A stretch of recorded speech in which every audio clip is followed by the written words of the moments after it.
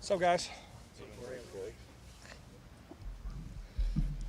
just said that he's not only the biggest and strongest that he's ever been, he says he's up to 220 pounds, but he's the fastest he's ever been. There's just some good combinations there. What do you see with his change of his body and still being faster? Yeah, he definitely let us know he's fast. Like, those guys have the GPS chip, and he hit a big number, and so he was – it's funny with those guys. Like, you hear Devin and CJ and all the guys arguing about who's faster, but all jokes aside, no, he's moving great. He's healthy. He's strong. He's fast.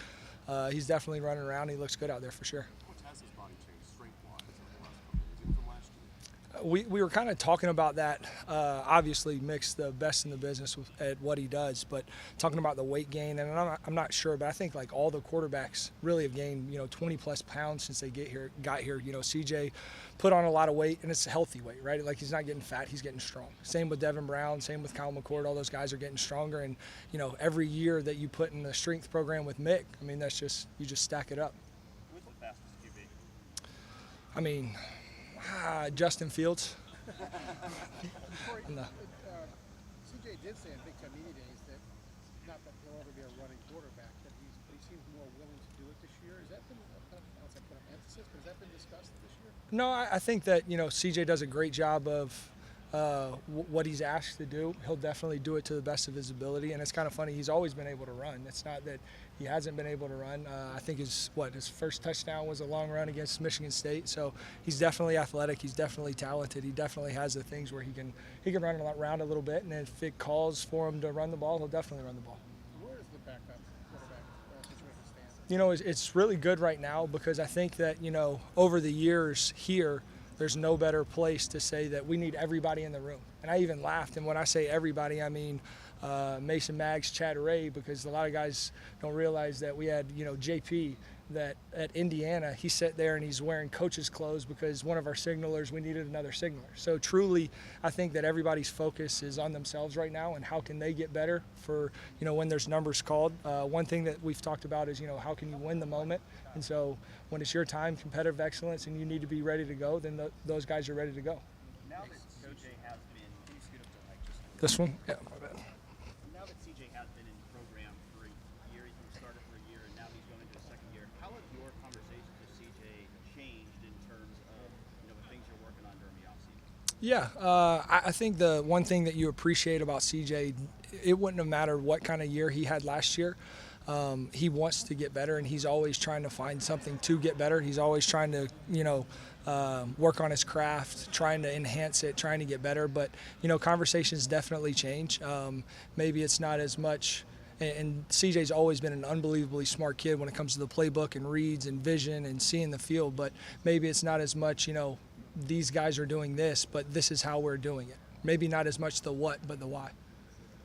How many when you went to the opener last year, you had no quarterbacks who'd thrown a pass in college. Now you've got Yeah. So is your job easy now, or just No, I definitely wouldn't say it's easy because, all the guys, right? Because our expectations are so high, what we want around here. And I think that, you're right. Didn't have a guy who threw a pass, but now you have CJ coming back. So it's one of those things that you just continue to try to enhance with those guys and continue to try to get better every day. what is it that you can do with, you were kind of alluding this with CJ, but Kyle as well. They've both been on the field. What is the learning process and teaching process? How is it different when they have that experience to grow on that they didn't have a year ago? Yeah, no, definitely. Because you can see it. Obviously, game reps are completely different than practice reps. Now, our practice is unbelievable when you go against an unbelievable defense like we do every day. But, there is a sense of comfort of walking out of the shoe, walking out there and being a starter. So that is something for sure. I know you're still 2 weeks out, but how many game-ready guys do you have right now? How many game-ready quarterbacks? The thing, like I alluded to earlier, like we're always trying to get better, right? We're always trying to go, and the goal is just everybody's going to be game ready. So I think that, how can you enhance whatever you need to do? That's kind of the way that we're attacking it right now. How have you been splitting up reps between Kyle and Devin? There's constant flow, kind of go through it every day. Guys are getting reps with, it just really kind of depends on the day if we're doing ones, twos, play-its, periods, just kind of going through it. But those guys all get the reps, and it's kind of just split up kind of before practice. How would you describe the competition there between Kyle and Devin? Is it pretty close? How would you describe it? Once again, like you guys keep saying, like the word competition. Sure, I think the competition is within themselves. How can they get better? How can they develop? And I think that that's always the way that it is around here, because you have to take care of yourself. If you're worrying about somebody else, then you're not really focusing on yourself and getting better.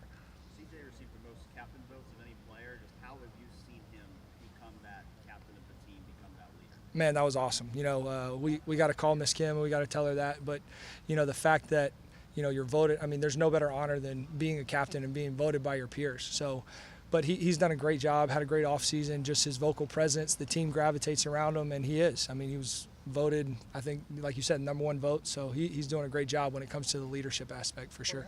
CJ said he'd always been like a vocal guy. Did you see that last year too? Or Yeah. He's grown? No. I think that he always has been a vocal guy, and he'll always, continue to press and continue to lead. But it's just like anything. Any time that, maybe a first-year guy or a second-year guy, like he's able to just grow and continue to do it. But no, he's never shied away from leadership when it comes to that trait. Was there a time last year you kind of first saw that?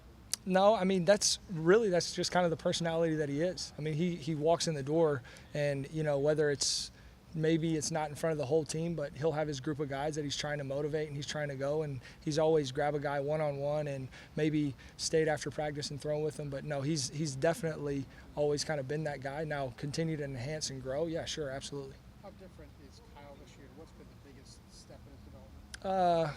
Kind of like I said earlier, it's maybe is not as much as the what as it is the why we're doing it. And I think that when you can kind of get to that, that's where you take your next step, when you kind of see the everything and kind of understand why we're doing it, why we're calling it. And that's when really guys kind of take off.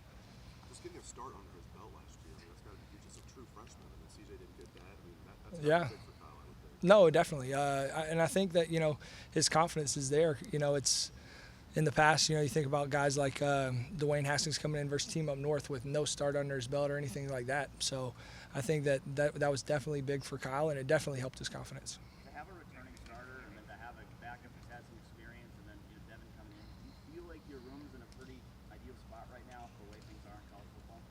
Yeah, I mean, we're definitely have a healthy quarterback room, but the thing that I appreciate the most about the quarterback room is nobody's comfortable, nobody's worried about, like you say, competition here or whatever. Guys just truly, they want to get better and they want to work. I know some people kind of chuckle when we ask you guys about CJ running the ball, but seriously, like, how important is it for him, like once or twice a game, let's say, to get a cheap first down with his legs? Play breaks down, defense finally thinks they get the Buckeyes off the field, and he gets a cheap first down. Just how important is it? Yeah, anytime you can get a cheap first down is important. So, no, I mean, if he's asked to do it, he'll definitely do it for sure.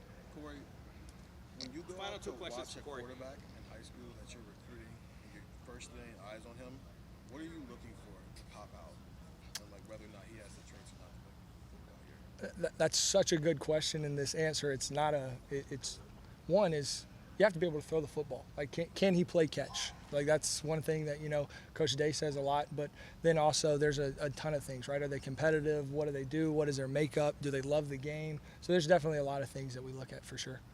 Is there anything in particular that you're working on with CJ this offseason that you feel like he can enhance or needs to enhance over what he did last year? Nothing like, hey, this is our exact thing, we're going to attack it. But I think just growing as a quarterback is really kind of where we've attacked it. Guys, one more. Are you ever taken aback by how grounded he is, especially now that he's Oh, man. become, like, such a superstar? Like, yeah, can you get into that a little bit? Yeah, his hats off to Miss Kim. She's raised an unbelievably humble guy. I mean, he's a Christian man. He speaks his faith. He loves the Lord, and it's just hats off to him because he is a humble guy. And, he's definitely a grounded kid for sure. Great. Corey, thank you very much. Thanks, Coach. Yep, see you guys.